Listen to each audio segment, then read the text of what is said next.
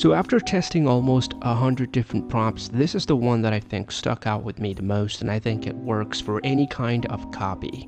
Alright, so check it out. All you have to do is 7 simple elements that you have to insert in your prompt to get that perfect copy that you always wanted. So the first thing that you have to keep in mind is, or the first element here is length. How long should the copy be? 100 words, 500 words, check your competitors for it. How much are they ideally using for the kind of copy that you're looking for? 100 words, 500 words, check it out. The second element here is the type of copy, which is what is the copy about? Is it a Facebook ad, an email, or sales page? It could be a number of different things. So according to the type of copy that you want, you have to specify here in the prompt. The third element here is the product or service, which is what exactly is your product or service? Is it a product that is long lasting? Is it a perishable product? A lot of things here is at play, but the thing here is you have to identify the product or service that you're selling. And the fourth part here is target audience. This is the most important part. I mean, who are you targeting? Who are your customers? What are their demographics, and how much do they earn, income, etc. The more you can actually add information about the target audience, the better it is. But over here, I'm just going to simplify and say that, target audience in a broad stroke, but you have to actually nail it down to sort of understand exactly how the target audience is. The fifth element here is the tone of voice. How you want the copy to sound. Is it going to be professional, flirty, casual, fun? It could be in numerous different things, right? And this should align with the messaging of your brand. And your brand obviously has a voice, right? And should be consistent with the brand voice. The sixth element here is call to action. So what do you want them, after reading the whole copy, what do you want them to do? Do you want them to buy? Do you want them to sign up for, a newsletter, or maybe book a consultation, request a code, whatever it is? So you have to put that in the end, right? After end of the copy.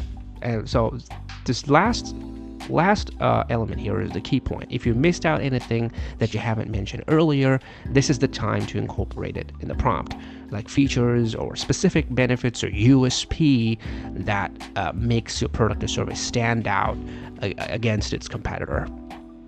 So here is, you can already see the structure is as follows, right? Write a length, which is 100, 500 words, whatever. Type of copy is the, email, sales letter, whatever. About product or services, your product or service you have to identify here for a target audience, which is the people that you want to reach to, using a tone of voice. So is it going to be casual, conversational, or is it going to be professional, etc.? And the call to action is what you want your readers to do. You want them to sign up, or request a call or something. And be sure to include important points or features, which is the last key point that we discussed earlier. So as an example, we can see over here, supposedly if you're selling eco-friendly kitchenware, your prompt should be something like this, right? So write a 150-word Facebook ad about our new line of eco-friendly kitchen products for environmentally conscious homeowners, and use a persuasive and enthusiastic tone. And the call to action is to drive clicks to our product page and highlight the sustainable materials and modern design. And this is a very simplified version of what I'm trying to say here, but if you can add more context to it, for example, in the target audience, you can this is a simple target audience over here, which is environmentally conscious homeowners, but if you can sort of expand on it in a bullet point fashion, if you can add more information on the target audience, or if you could add more information on the new product line that you're trying to sell, instead of just a simple eco-friendly kitchen product, you could just sort of in a bullet point fashion add more depth to it and add more features and highlight it. That way you're going to get a better output, a better result. And so this is a very simplified version, but I hope you get my point. So the 7 elements that we discussed earlier, to recap here, that's what matters: length, type of copy, product or service, target audience, tone of voice, call to action, key points.